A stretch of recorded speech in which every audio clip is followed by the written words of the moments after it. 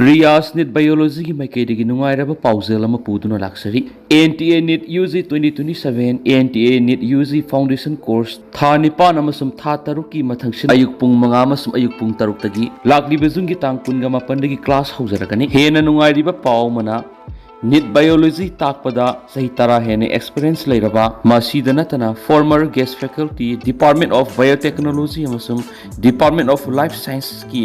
MU gi oja singna takpi tambigaduri masida natana ahenba khudong chaba khara pallabada IDP singi free classes tanatana clear basic concept easy memory tricks regular test series PYQ analysis ni masida natana satri singi weba tonganu hostel facilities thamjari akupa marol gi dama hawjama contact tawbiro akhoi telephone number di 7005534385 natragana 7005376151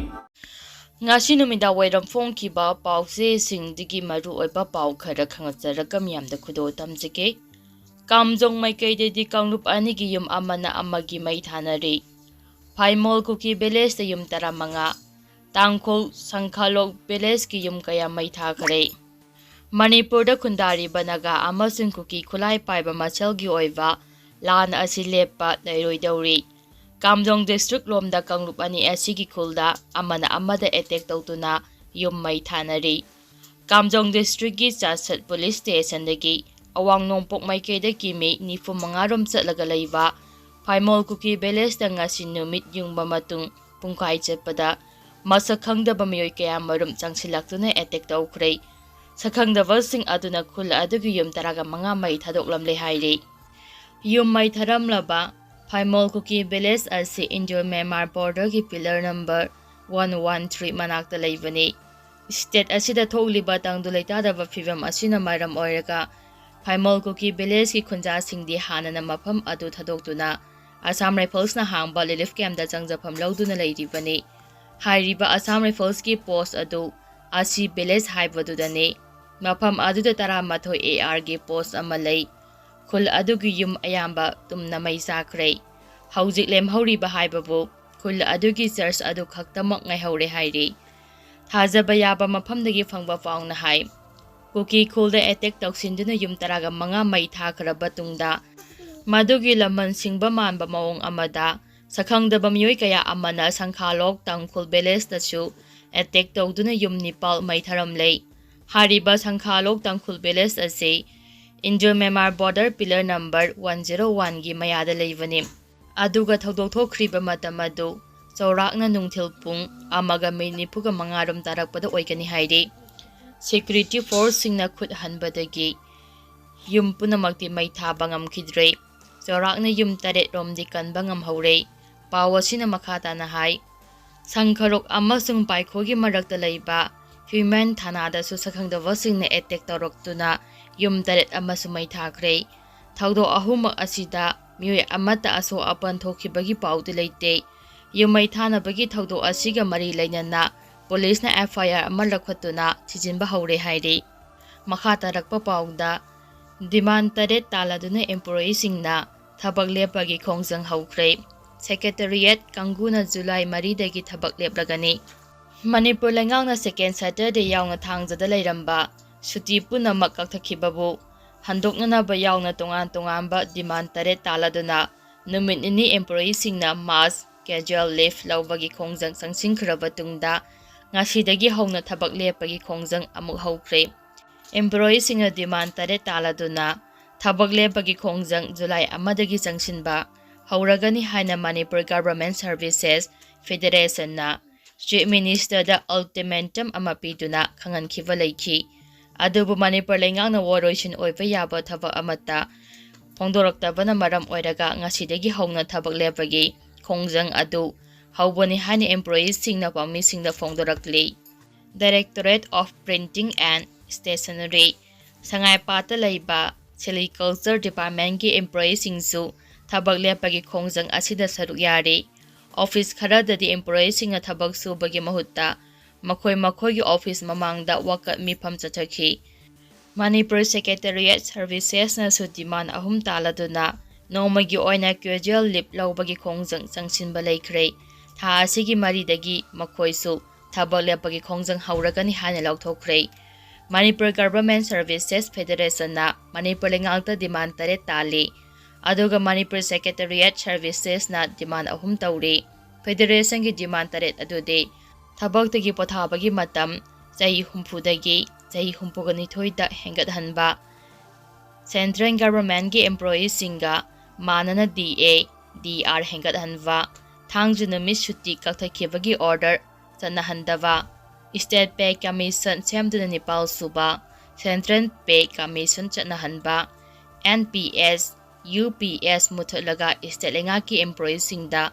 hanagi ariba pension system phanganba, thabak tagi potharaba miyoi sing, re-exchange tawbagi, thabak lepa amasung, ahangba pham singi damak, contract thabak lawdaba amasung, hanagi contract casual, master role, daily wages, employees sing likuro tahanbani. Makhatarapa pauda, Kukizo Council ki member oivadagi, tokle haina mar impuina fongdokre. Mar impuina Kukizo Council KJC ki member oiba tokle haina, mar impui General Headquarter na ngasi, KJC ki President da, ai bachol piduna kangankre. Mar impui ki General Secretary,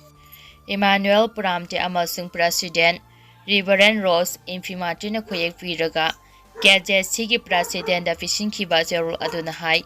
Ebil tara taruta pangthoki bataraga mga suba, mar impui assembly da lauki ba warep matung inna, KJC ki member oiba toonaba, thaurang lokhalakpani, Manipur da kundari ba zonat tharak tribe singi, common political platform ama oigani haina thajarubadagi, mar impui na KJC da yaukivani, adubo KJC ki thabak thoram sing kumna yingsiluba matamda, Jonatharak drive thausadabagi mami ama tabu uraki. Kamal political platform ama ohengani haina thajadobagi wangbada. Thabak tawrakpadagi mara impuina KJC ki member oiba to unaba pirep lawrakpani. Mara impuina apumbagi oiba political gi pandam phangnava pirep handokpa leite haina paladuna zero aduda hai. Matung tarakpada tasengba political platform ama semgatnavagi matangda wari sananaba thorang lokhalakpada mar impuina soiduna saruk yagani. Makha tarakpa pauda, phayengda khul ngaklaga lairamba, pambaina lusingba UNLF ki kangusu lengakna puthokre. Imphal West District ki phayeng singda laiba, pambaina lusingba United Nations Liberation Front UNLF ki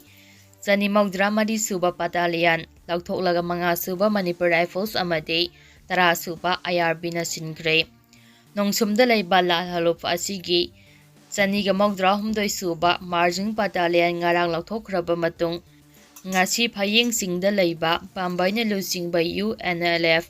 MPA gi lami sing, puthorakpada phayenggi khunja singna sengkhuya amamam piduna pangal thongna handana mathau tarunaba kaifamongol pinakhi. Ngasi puthokiba Chani Mogdra Mari Battalion gi lami sing adu matam kharagi oina hangliba YTB local da laiba lalahuf ashigi camp da laigani amadi ngarang chatkiba nongsumgi Chani Mogdra humdoi Marjing Battalion gi lami sing aduna Ingorok Battalion da laigani hairi. MPA gi lami sing puthokiba adugi matangda phayenggi miyamna center amadi state lengangna chatharakliba thong asibu pendaba phongdoraki. State force na mohutsilavasu kadai fauba miyam ngak semba ngamgadoribagi haiba wahangsing hangnarakli. Mi saba ngamba kuki singde lenga asina kangkhatuna thamle. Lairoim Wi-Fi da Central Force na kuki militant samarom kwaisinduna thamlavasu phabagi mahut makok thongbagi order ni haiduna kuki militant sing adu thadoki. Asigumba lenga ki pangdaba thong asi miyamna yaningde. Makha tarakpa pauda CSO taramari gi mihusingna ngasi Governor Ajay Kumar Balaga unakre. Manipur gi oina census amasung NRC gi matangda point puthokuna CSO taraga mari gi mihusingna Manipur gi Governor Ajay Kumar Bala unaduna wari sanakre. CSO taramari gi mihut kangu aduna sorakna pung amarom Governor Ajay Kumar Balaga unabadosu census amasung NRC gi matangda tunga-tungamba pointsing puthokuna kupna wari sanaki.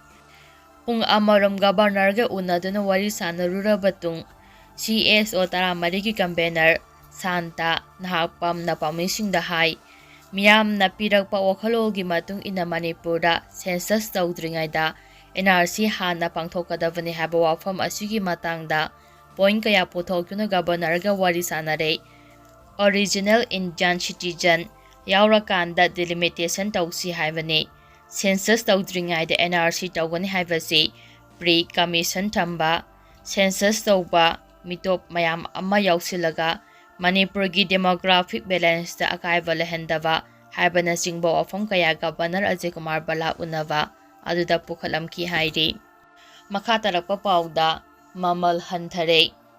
ꯃꯥꯂꯦꯝꯒꯤ ꯀꯩꯊꯦꯜꯗ ꯊꯥꯎꯒꯤ ꯃꯃꯜ ꯍꯟꯊꯔꯛꯄꯒ ꯂꯣꯏꯅꯅ ꯏꯟꯗꯤꯌꯥꯗꯁꯨ aviation, travel fuel, ATF ꯑꯃꯁꯨꯡ commercial LPGꯒꯤ ꯃꯃꯜ ꯍꯟꯊꯔꯛꯂꯦ꯫ ATFꯒꯤ ꯃꯃꯜ litre ꯑꯃꯗ ꯂꯨꯄꯥ 5ꯒꯤ ꯆꯥꯡꯗ ꯍꯟꯊꯔꯛꯄꯒ ꯂꯣꯏꯅꯅ KG 17 ꯂꯨꯝꯕ ꯀꯃꯔꯁꯤꯌꯦꯜ LPG ꯁꯤꯂꯤꯟꯗꯔ ꯑꯃꯒꯤ ꯃꯃꯜ ꯂꯨꯄꯥ 3,118 ꯑꯣꯏꯔꯝꯕꯗꯒꯤ ꯂꯨꯄꯥ 2,990ꯗ ꯍꯟꯊꯔꯦ꯫ KG 13.2 ꯂꯨꯝꯕ ꯗꯣꯃꯦꯁꯇꯤꯛ LPGꯒꯤ ꯑꯣꯏꯅꯗꯤ ꯍꯣꯡꯗꯣꯛ ꯍꯣꯟꯖꯤꯟ ꯇꯧꯕ ꯂꯩꯇꯦ꯫